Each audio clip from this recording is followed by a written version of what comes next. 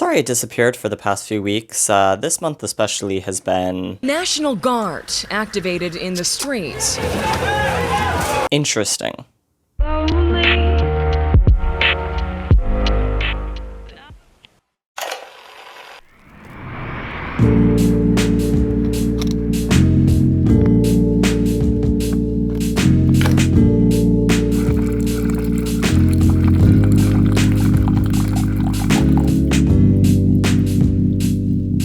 Yes, I'm wearing a different top. No, we're not going to talk about it.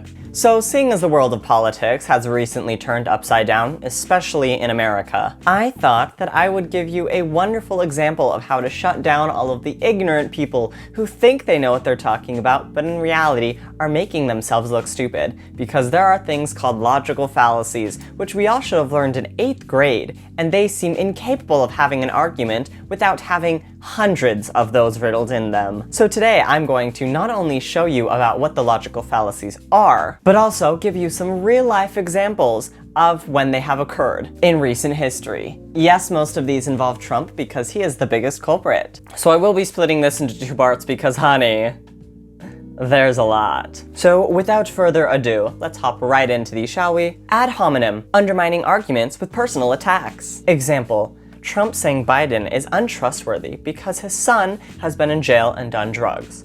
Are these things true or not? I don't know, I think they are. However, that has absolutely nothing to do with the current political debate. That is a personal attack. That's just one example, but there are literally thousands, not an exaggeration, thousands. Just watch a debate. Honestly, y'all want a fun drinking game? Go watch a Trump debate and point out all of the logical fallacies that I'm about to mention in this video. Actually, maybe not do that because you'll probably die of alcohol poisoning. Anecdotal, using personal experience instead of concrete evidence. Example, well, I talked to this one gay person and they were really rude, so clearly all gay people are super rude. I'm actually a very nice person, but if you say that to me, yeah, I'll be rude, I'll punch you in the face. Appeal to emotion. The fallacy of appeal to emotion makes claims based on sympathy or empathy instead of logical grounds. The biggest example I can think of this is think of the children. Anytime somebody's trying to get their point across, they're going to mention kids. Why? They're our future. Everyone always wants to know what's going to happen to the kids. How is this going to involve children? All the time. Very important. People always wanted to know. You bring children into this and say how it's going to negatively impact children and how this different thing will impact them positively. Bam, argument 1. Appeal to ridicule. This fallacy uses this claim as an attempt to invalidate an argument that is not worth entertaining. This is often used in tandem with other fallacies and using things like insults. Example, libtard, Sacagawea, Sleepy Joe. Just using general name calling along with this won't work because Sleepy Joe, he doesn't know what he's talking about. Obviously that was like 7 in 1, but you get the point. Argument from repetition, repeating the same thing over and over in hopes of making people believe it. Example, the coronavirus is not a threat. I have the best people on it, the very best. They are amazing, super good at their job. I was talking to the lead expert in the field yesterday, and he told me it is not a problem. The Democratic Party, they're making this seem super huge, big problem. Of course they are, that's what they do, that's what they always do. But he was saying, not a problem. This is not a problem at all. Nothing to worry about.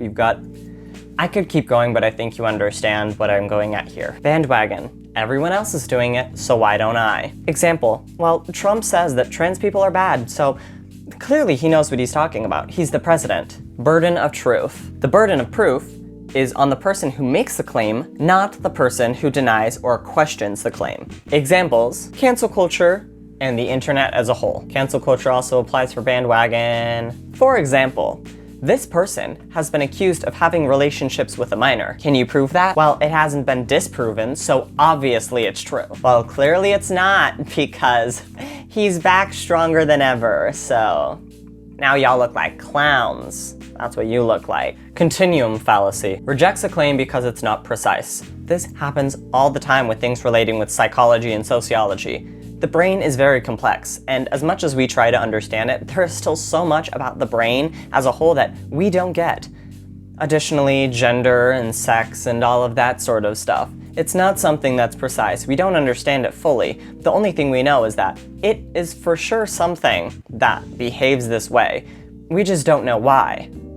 However, because we can't prove with 100% certainty what makes people trans or gay or bisexual or, have certain mental illnesses, a lot of people choose to say they don't exist, even though they do. We just don't know why. We do kind of know why now, but there's still so much we don't understand. It's quite honestly exhausting. Etymological fallacy. Taking a certain word's original meaning and translating it into thinking it means the exact same thing in modern times. Let me explain. So recently in the Bible, there has been a lot of debate whether the word that has translated to mean homosexual actually means that, or if it actually means pedophile. Those are two very different things and would mean something completely different. A lot of linguists, scientists, archaeologists, any other ist that would apply to this specific topic, have started to look a lot at this and think that maybe the word that we interpreted to mean homosexual in the Bible actually means pedophile, which would make a lot more sense because, you shouldn't be having relations with people who are underage. Basically, this is saying don't take a word that's over 2,000 years old and thinking it means exactly what we translated it to, because language changes a lot, even just over a few years. There's probably a lot of you, if I were to say, she looks sus, you would have no idea what I'm saying.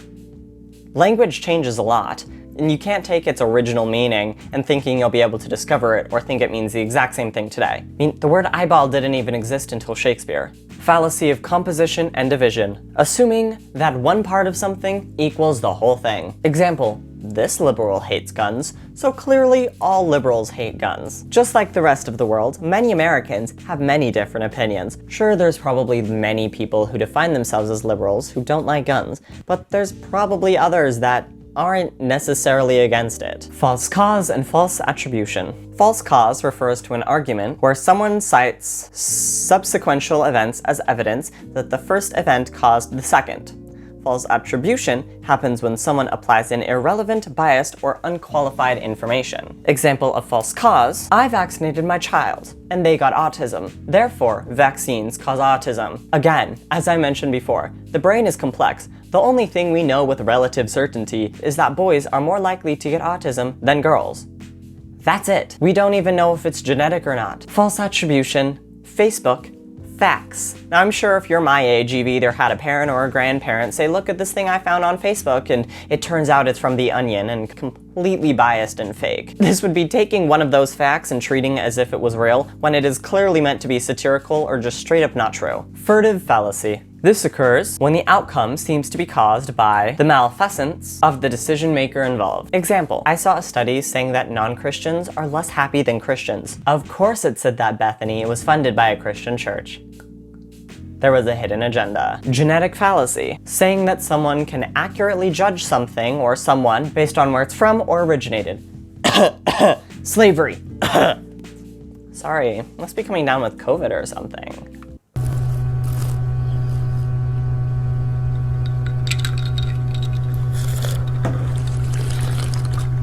Honestly, this is a big contribution to slavery, at least in America. Many people genuinely believed that if you were black or from Africa, you were less than human. This allowed them to keep slaves and treat them in terrible conditions without feeling bad, because if they were less than humans, clearly you could treat them as animals. Incomplete comparison. Taking two things that are not related in the slightest and comparing them to each other. For this one, let's pull out a tweet directly from Mr. Orange himself. Open quote. Flu season is coming up. Many people every year, sometimes over 100,000, and despite the vaccine, die from the flu. Are we going to close down our country? No, we have learned to live with it, just like we are learning to live with COVID. In most populations, far less lethal. End quote. 6:03 a.m. Mountain Standard Time, October 6th, 2020. This is Trump comparing COVID-19 and the flu and treating them as if they are the same. The flu has been around for a long time and we have many flu vaccines. COVID has been around for a little over a year now. Happy birthday, COVID, by the way. And we don't have any vaccines for it. Kettle logic. Use of several inconsistent arguments to defend a position. For example, someone shouts a slur, let's use the N-word in this instance, and you call them out on it. They may say, I'm not racist, I have a black friend. Black people aren't even discriminated against. Blank, probably a black person, told me it was okay to say that, using several different arguments that are completely random and may or may not contribute anything to try to justify their actions. If you're justifying your actions, babe, maybe you shouldn't be doing it. Middle ground, aka the Braden fallacy. Always trying to find the middle ground in an argument. Now, I'm not going to lie, and I'll admit when I'm wrong. This is me. If you've seen any of my videos, you've probably noticed that I try to use this fallacy as much as possible, trying to find the middle ground, trying to find some way where both sides can be right in some capacity. And yes, this definitely comes from the fact that I don't like to be involved in conflict. Just look at my last video. I wouldn't do simply because I'm not that extremist and I like to kind of close off from a lot of things. And sure, there are instances where you can find the middle ground, like reasons with police brutality. You can probably find a way to edit it and change the police force into a way that will make both parties at least mostly happy. However, other instances, like racism, there isn't a middle ground. You're either racist or you're not racist, period. You can't be kind of racist. Personal incredulity. The fallacy of personal incredulity occurs when someone finds a concept too difficult to understand, or simply does not fathom how it can work, and then they conclude that clearly that must not be true. Examples. Literally any of my common misconceptions videos. Although there aren't that many right now, I believe 5. Talk about that in a later video. There are currently 5 videos out there. Those videos were all made because I was noticing this was a concept that people genuinely did not understand how it worked. Therefore, a lot of them were invalidating them. Many people didn't know that Christmas was actually the pagan Yule, just slightly modified and then taken by the Christians. Similar with concepts of gay marriage and other sort of ideas. People don't understand how a lot of these complex topics work when they've grown up in an extremely Christian household their entire life, so they simply must conclude it doesn't exist, or that it's fake news. Proving too much. The fallacy of proving too much refers to an argument that reaches a conclusion which contradicts things that are known to be true, or contradicts the premise of that argument. Example, ACAB. What? All y'all liberals thought you were safe because I was on your side? No. When I get petty, ain't no one safe.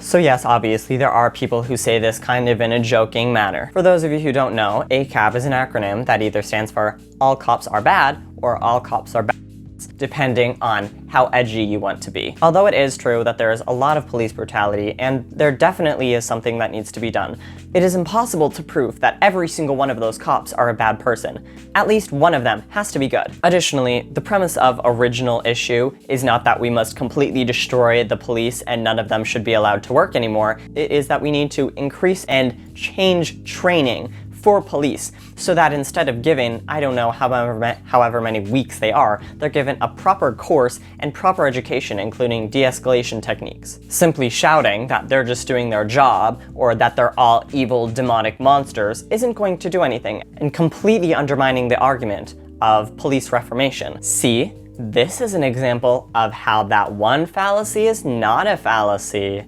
Middle ground. Reification, also called the fallacy of misplaced concreteness. This fallacy occurs when an argument relies on an abstract concept as if it were a concrete fact, and is therefore treated as if it was a real thing. Although I'm sure there are tons of different examples of this in the modern world, really the only one that I was able to think of was people using parables in the Bible as a concrete fact. So even if you're not that familiar with the Bible, you're probably aware that Jesus used a lot of different parables to teach his teachings, literally saying that they were such. This occurs to a lot of the more radical preachers, you know, the fun ones that I like to watch videos on YouTube of them just screaming nonsense. Demand judgment on you! I demand a vaccination to come immediately! Yes! And other such radical Christian groups taking the Bible as it is and interpreting every single fact as absolutely true, when a lot of them were meant to be stories, examples to take the concepts that Jesus were teaching, especially at the time, were something that a lot of people didn't understand, or they had a hard time wrapping their heads around. He used a lot of these stories in order to teach these abstract concepts in a way that the average person could understand. And that's all they were, stories. Stop treating it as if it's true, babe, because it isn't. Shotgun argument. aka Trump's favorite, firing as many shots as possible as fast as possible. This is when someone tries to say something towards you and you take every single possible thing you can and fire it so fast. We're talking all of the fallacies that we have talked about before. You're calling them names and insults and shouting random facts and repeating things over and over, faster and faster and faster in rapid succession, completely destroying the argument, because after that, where do you go? I mean, this bitch literally just went in 7 different directions. Now you don't know what you're talking about and everyone's off track. Special pleading, ignoring facts that do not lend well to your argument. Politician's favorite. This is basically taking any sort of argument you're proving, and if there's a fact about it that doesn't lend to what you want, you'll shoot it down. Basically, this is taking the pros and the cons of the arguments. However, you take this con and you chuck it out, only focusing on the pros. It's funny how many people do this, considering the fact that I've literally been writing argumentative essays since 6th grade, and that is the first thing they tell you to do. I should have grabbed tea for this video, because boy am I spilling it. Texas sharpshooter. The Texas sharpshooter fallacy occurs when a speaker chooses a cluster of data to apply to their argument, or when they find a pattern that they can apply to a presumption. For this one, let me pull the example that my source used directly. There are some measurements which could be used to conclude that there is global warming happening, but other information and statistics which contradicts that these reasons are true. Therefore, though saying it's not true, let's pop it in there. Oh, and you cannot use "but it's cold outside" as an argument, okay? I live in Utah. Trust me, I know, boo. It is 30 degrees outside right now, but last week it was 70 degrees, and if that isn't climate change, I don't know what is. Anyways, I hope you did enjoy this video. Obviously, a lot of it was meant to be satirical and not to be taken seriously. However, I hope this did point out a lot of things. In society, a lot, we tend to focus on the most extreme things. And yes, these fallacies and whatnot are used sometimes in social media and just kind of casually talked around and tossed about. But if you're an important political figure, or the main thing that you're doing is creating arguments, you shouldn't be using these as liberally as a lot of our politicians are. They're called fallacies for a reason, and you shouldn't be using them in an argument. So, next time you're treated by someone who's being ignorant, you can point out the fallacy that they're using. Will it do anything? Probably not. But at least you'll have the satisfaction of knowing you did your part into making the world more educated.